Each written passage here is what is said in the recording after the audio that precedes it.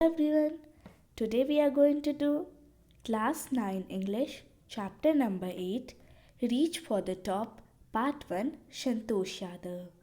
Reach for the top इस word से, इस टाइटल से आपको इंडिकेट किया जा रहा है सक्सेस तक पहुंचना।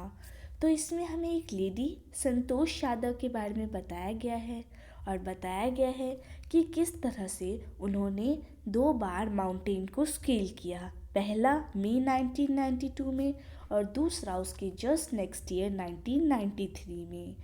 तो चलिए पढ़ते हैं उनकी कहानी। पर उससे पहले मैं आपको उनके बारे में कुछ बताना चाहूँगी। माउंट एवरेस्ट पर जाने के बहुत सारे रास्ते होते हैं, जैसे कि यहाँ से बहुत सारे अलग अलग फेसेस होते हैं।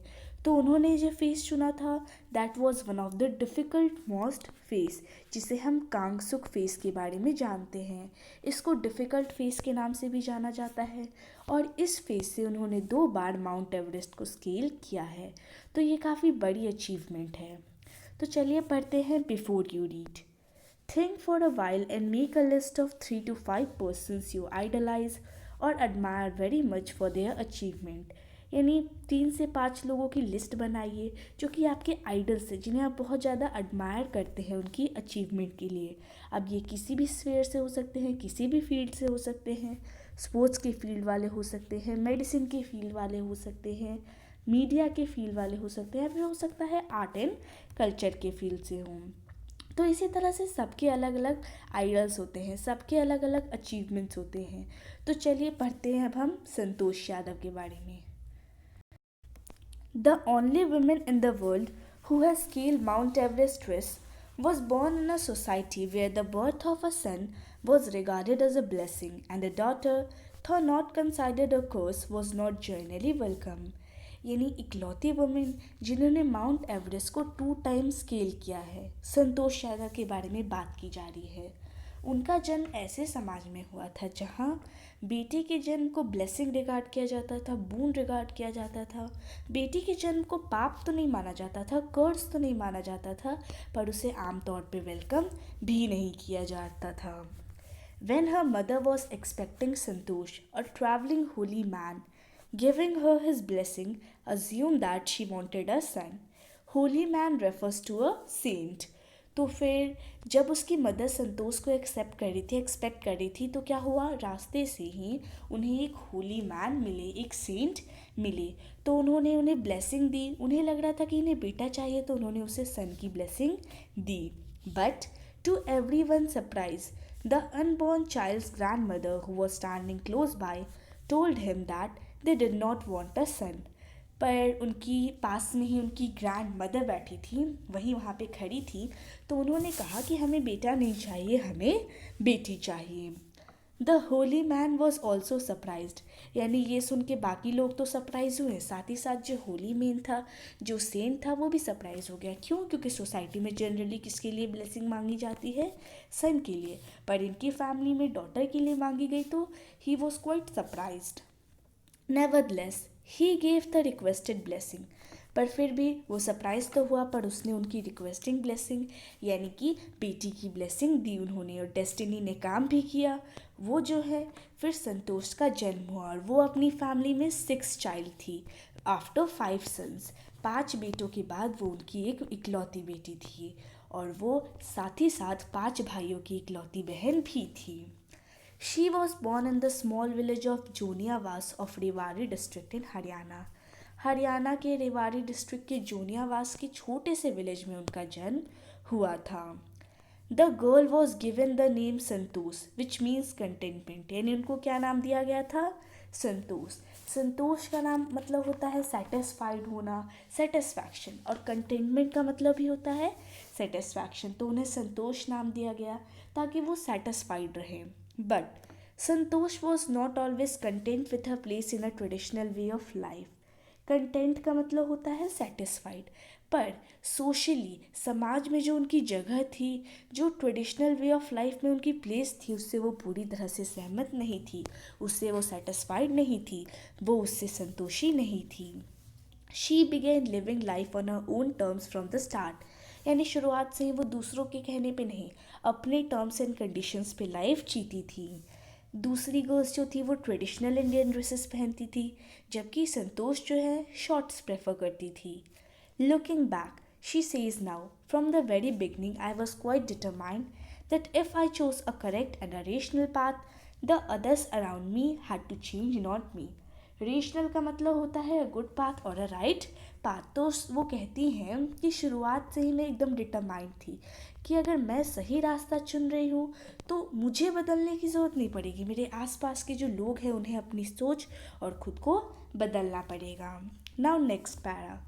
Santosh's parents were affluent landowners who could afford to send their children to the best schools, even to the country's capital, New Delhi, which was quite close by. Affluent landowners means बहुत ही well to do rich land owners वो थे और इतना तो afford कर ही सकते थे कि अपने बच्चों को बेस्ट स्कूल्स में भेजे. यहाँ तक कि देश की कैपिटल न्यू दिल्ली के स्कूल्स में भी वो भेज सकते थे जो कि काफ़ी पास में था.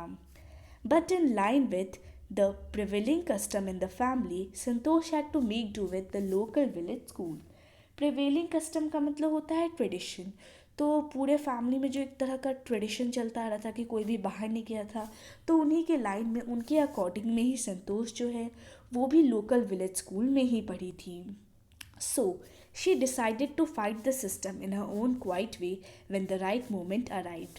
तो फिर उन्होंने सोचा कि अभी तो मुझे इससे मेकआउट करना पड़ रहा है, ठीक है, पर सही समय आने पे मैं खुद सही तरीके से लड़ाई लड़ूंगी अपने लिए.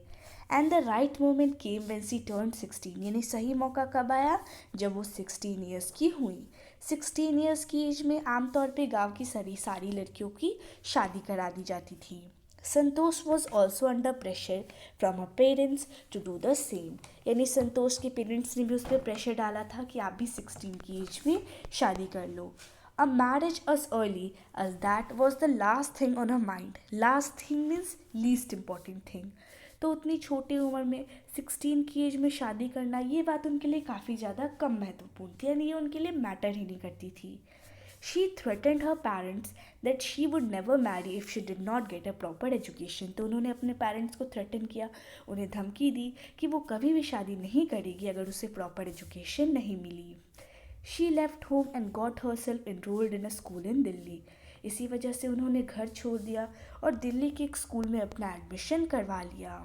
When her parents refused to pay for her education, she politely informed them of her plans to earn money by working part-time to pay her school fees. तो जब उनके पेरेंट्स ने रिफ्यूज़ कर दिया कि अब हम तुम्हें तुम्हारी एजुकेशन के लिए पे नहीं कर सकते क्योंकि तुमने हमारी बात नहीं मानी, तो उन्होंने भी बड़ी ही पोलाइटली आंसर किया कि अगर आप मुझे पैसे नहीं देंगे कोई बात नहीं, मैं पार्ट टाइम काम करूँगी और फिर स्कूल फीस पे कर दूँगी. बट वो तो पेरेंट्स थे, उनका दिल पिघल गया और इसीलिए उनके पेरेंट्स जो थे अग्री हो गए उसके एजुकेशन के लिए पे करने के लिए.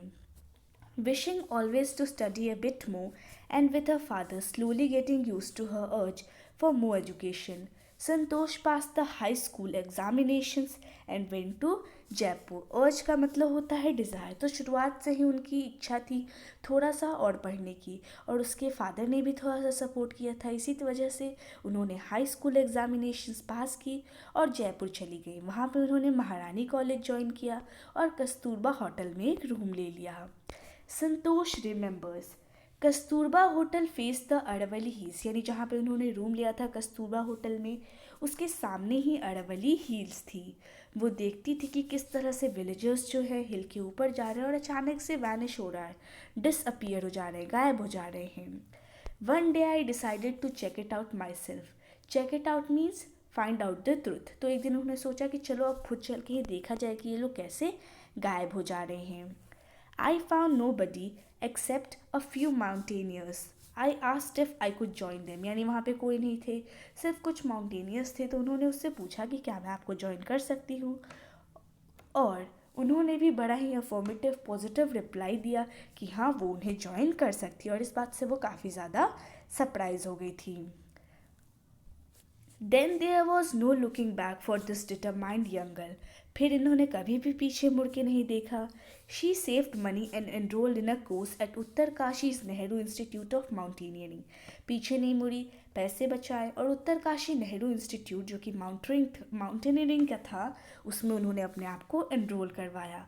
उन्होंने कहा कि मेरा जो कॉलेज सेमेस्टर था जयपुर में वो अप्रैल में एंड होने वाला था, पर वो मई 19 को एंड हुआ और मुझे कहा गया था कि मुझे उत्तरकाशी में प्रेजेंट होना है ऑन द 21st, यानी 2 डेज़ उनके पास थे। इसीलिए वो वापस घर नहीं गई, उल्टा वो सीधा कहाँ चली गई, ट्रेनिंग के लिए। इसीलिए उन्होंने अपने फादर को एक अपॉलजी लेटर लिखा, एक सॉरी लेटर लिखा, क्योंकि उनकी परमिशन के बिना ही उन्होंने अपने आप को उत्तरकाशी में इनरोल करवा लिया। Now let's come to the 7th para. Thereafter Santosh went on an expedition every year। तो फिर उसके बाद हर साल वो एक एक्सपीडिशन पे जाती थी। Her climbing skills matured rapidly, matured means developed, तो धीरे धीरे करके उनके जो क्लाइंबिंग स्किल्स थे वो भी काफ़ी ज़्यादा डेवलप होने लगे। Also she developed a remarkable resistance to cold and the altitude. Altitude means height, remarkable resistance means the ability not to affected by something. तो धीरे धीरे करते करके उनके अंदर एक रेजिस्टेंस आ गया, ना ही अब उन्हें ठंड से फ़र्क पड़ता था और ना ही ज़्यादा हाइट से। Equipped with an iron will, physical endurance and an amazing mental toughness, she proved herself repeatedly, यानी अमेजिंग मेंटल टफनेस थी उनके अंदर, आयरन विल था, बहुत ही अच्छी विल थी, स्ट्रेंथ थी, और इन्हीं सब की वजह से, एंड्योरेंस का मतलब होता है स्ट्रेंथ, इन्हीं सब की वजह से वो ये सब कर पाई। उन्होंने हर बार बार बार उन्होंने अपने आप को प्रूव किया, सिर्फ इन्हीं कारणों की वजह से। The culmination of her hard work and sincerity came in 1992, just 4 years after she had shyly asked the Aravalli mountaineers if she could join them. Shyly means शर्म से, culmination means end। तो अब उन्हें अपनी हार्डवर्क का फल कब मिला? 1992 में। जब ये जो टाइम था वो कब था? जब उन्होंने अरवली माउंटेनियर्स से पूछा था, उसके जस्ट 4 ईयर्स आगे की बात ये कर रहे हैं। तो उसके बाद ही इन्हें चांस मिला। At barely 20 years of age, मतलब रफली 20 साल की एज में संतोष यादव जो है उन्होंने माउंट एवरेस्ट को स्केल किया और सबसे यंगेस्ट वुमेन बनी जिन्होंने इस फीट को अचीव किया था। If her climbing skills, physical fitness, and mental strength impressed her seniors, her concern for others and desire to work together with them found her a special place in the hearts of fellow climbers। तो climbing skills तो थी ही, physical fitness भी थी, mental strength भी थी, तो इससे तो कोई भी पार्टनर जो है अपनी टीम में जगह बना लेता है, पर उनके अंदर कुछ अलग ही डिज़ायर्स थी साथ काम करने की, टीम वर्क की, जिसकी वजह से अपने हर एक मीट, हर एक प्लेमेट, हर एक टीममेट के साथ उनकी बहुत ही अच्छी बनती थी और सबके दिल में उनके लिए एक स्पेशल जगह थी। During the 1992 Everest mission, Santosh Yadav provided special care to a climber who lay dying at the South Pole. तो 1992 का जब उनका एवरेस्ट मिशन था तो उसमें संतोष यादव ने एक स्पेशल केयर दी थी एक ऐसे क्लाइंबर को जो कि साउथ पोल पे पड़ा पड़ा मर रहा था। She was unfortunately unsuccessful in saving him, मतलब उनकी केयर तो की पर वो उन्हें बचा नहीं पाई, पर फिर भी उन्होंने एक और क्लाइंबर को सेव किया जिनका नाम था मोहन सिंह, और अगर उन्होंने उससे अपना ऑक्सीजन सिलेंडर नहीं शेयर किया होता तो उसकी भी डेथ हो जाती। Within 12 months, Santosh found herself a member of an Indo-Nepalese women's expedition that invited her to join them।